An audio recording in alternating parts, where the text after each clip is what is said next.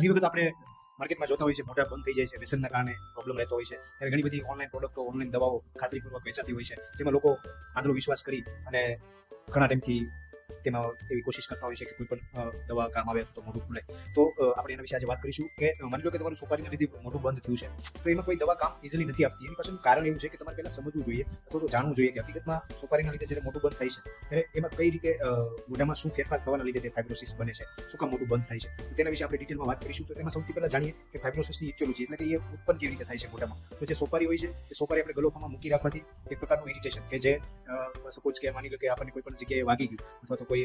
તડકો લાગ્યો હતો તો કોઈ પણ જગ્યાએ આપણા બોડી પર દબાણ આવીને કોઈ કે પ્રેશર આવ્યું તો આપણને ફીલ થાય અનુભવ થાય અથવા તો વાગી જવાથી ઘણી વખત લોહી નીકળે અથવા તો મૂળ ઘા જેવું થઈ જાય તો કોઈ ઘા બની જાય તો એના લીધે બોડી રિસ્પોન્સ આપે બોડીમાં નેચરલી કુદરતી રીતે એવી સિસ્ટમ છે કોઈ પણ બોડી ઉપર અસર પડે તો એને નેચરલી તે બોડી તેને હીલ કરવા માટે અંદરથી પ્રોટેક્શન માટેના બધા દ્રવ્યો જેને આપણે ગુજરાતીમાં કહીએ એ રીતે લોહીમાં છૂટતા હોય છે જેના લીધે તે જગ્યાએ કોઈ પણ જગ્યાએ માર વાગે તો ધીરે ધીરે ત્યાં રોજ આવતી હોય છે સેમ એવી રીતે મોઢાના ગલોફામાં પણ સોપારી એક પ્રકારનું ઇરિટેશન જેવું કામ કરે છે વારાઘડીએ ગલોફામાં સોપારી મૂકી રાખવાથી ધીરે ધીરે ચામડું કડક થવાનું હતું તો ઇરિટેશન થાય બળતરા થાય એના લીધે ત્યાં બોડીમાંથી ડિફેન્સ મિકેનિઝમ એટલે કે એવા તંતુઓ ત્યાં બનવાનું શરૂ થાય છે કે જેના લીધે ત્યાં વધારે પડતી ઇરિટેશન થાય નહીં તે બોડી હીલ કરવાની કોશિશ કરે છે આવા સમયે વ્યસન બંધ કરી દઈએ તો ઘણી વખત તેમાંથી સારું પણ થઈ જતું હોય છે મોઢું એકદમ અસહ્ય રીતે બંધ નથી થતું પણ તેમ છતાં વારાઘડીએ એકની એક જગ્યાએ ઇરિટેશન થવાથી બળતરા થવાથી અથવા તો ચૂનાના લીધે જે ઇરિટેશન થાય છે તેના લીધે લોકો એકની એક જગ્યાએ તેમ છતાં પણ ત્યાં વ્યસનના લીધે સોપારી મૂકતા રહી છે તેનાથી એ વ્યસન છૂટતું નથી તો તેના લીધે શું થાય છે ઘણા વર્ષો થઈ જાય તો એવી રીતે બોડીની ડિફેન્સ મિકેનિઝમ કામ ન કરે તો વધારે પડતું ફાઈબર બેન્ડ ત્યાં થવા પડે છે નેચરલી થતું હોય છે વધારે પડતા બેન્ડ ત્યાં આવીને લાગતા હોય છે બનતા હોય છે જેના લીધે ચામડીની ઢીલાશ ધીરે ધીરે ઓછી થવાનું શરૂ થાય તો આવી કન્ડિશનમાં આપણે જ્યારે વ્યસન બંધ કરી દઈએ અથવા તો પછી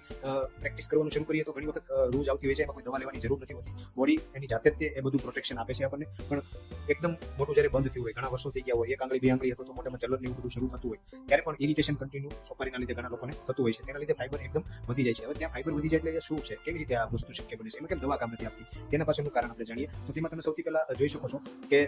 જે આપણા બોડીનું ગલોફાનું જે ચામડું હોય છે તેમાં ઘણા બધા લેયર હોય છે એ લેયરમાંનું એક લેયર કે જેને લેમાઇના પ્રોપ્રિયા કહેવાય એ ઉપરની ચામડીની નીચે હોય છે એની અંદરના ભાગે બધા સ્નાયુઓ લોહીમાં ભ્રમણ કરતા બધા કણો જે બોડીને બાકી ડિફેન્સ મિકેનિઝમ પૂરી પાડે છે તેવા બધા હરતા ફરતા હોય છે એક વખત ઇરિટેશન થવાના લીધે આ બેન્ડ થવાનું શરૂ થાય છે તે લેમાઇના પ્રોપ્રિયા હોય છે એટલે ત્યાંથી ધીમે ધીમે આછું પાતળું કાતના જેવું પડ બનવાનું શરૂ થાય છે અંદરના ભાગે લોહીનો પ્રવાહ ચાલુ હોય છે પણ તેમ છતાં ઘણી વખત વારાઘડીએ દિવસમાં માવા ખાવાના લીધે ત્યાં એટલા બધા બેન્ડ વધતા જાય છે કે એ જે ઇરિટેશન આપણે સોપારીથી ત્યાં આપીએ છીએ વ્યસન થકી તે બોડીની ડિફેન્સ મિકેનિઝમ એટલી બધી કામ નથી કરી શકતી એટલી વધારે ને વધારે ત્યાં ડિપોઝિશન મતલબ ફાઈબર બનવાનું ચાલતું રહે છે એક સમયે ઘણી બધી ઢીલાશ વાળું જે ગલોફાનું ચામડું હોય એ સ્નાયુની આજુબાજુમાં પણ એકદમ કડક ભાગ બની જાય છે એનો મતલબ એવો કે ત્યાં એકદમ વધારે પડતા બેન્ડ થઈ ગયા છે હવે એ જે જગ્યાએ બેન્ડ હોય છે તે જગ્યાએ લોહીનું પ્રમાણ એટલું બધું થતું નથી એટલે બોડીમાં જ્યારે કોઈ પણ તમે મોઢું ખોલવા માટે દવા અથવા તો દેશી ઉપચાર કે આયુર્વેદિક કે વોટેવર જે કોઈ પણ માર્કેટમાં વેચાતી હોય એ બધી સારવાર લ્યો તો જ્યાં લોહી નથી ફરતું ત્યાં કોઈ પણ દવા સ્વરૂપે જ્યારે લોહીમાં કોઈ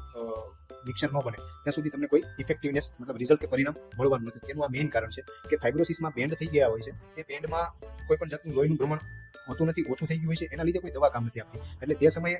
આપણને ખૂણાના ભાગમાં હોય છે ત્યાંથી વધારે પડતું ચામડું કડક થવાનું શરૂ થાય છે એટલે સૌથી પહેલા ઘણા લોકોને ડાપણદાટની પણ પ્રોબ્લેમ થતી હોય છે ડાપણદાટી ઘણી વખત પ્રોબ્લેમ થતી તો રિમૂવ કરાવી અને તમે